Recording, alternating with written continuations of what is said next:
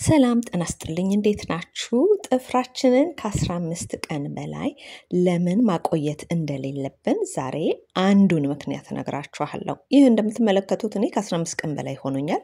ማደስ አልቻልኩኝም ነበረ። ስለዚህ ከ15 ቀን በላይ አቆይቼዋለሁ። እዚህ ጋር እንደምትመለከቱት ያደገው የጥፍሬ ክፍል ነው። ይሄ ደግሞ መሆን የነበረበት ነው። ይሄ ደግሞ አሁን የሆነው ነው። ስለዚህ እዚህ ጋር ጎበጥ ብሎ ጥፍራችንን የሚያጠነክርልን ነገር ወደዚህኛው ተዘዋውሯል ማለት ነው። ወደ ጫፍ በመጣ ቁጥር ጥፍራችን አቅም እንዳይኖረው ከማንኛውም ነገር ጋር በመነጋጭበት ጊዜ የተሞላው ጥፍር ብቻ ሳይሆን የራሳችንንም ጥፍር ይዞ እንዲሰበር ያደርገዋል ማለት ነው። ስለዚህ ጥፍራችንን ከ15 ቀን በላይ ባናቆየው የተመረጠ ነው የሚሆነው ማለት ነው።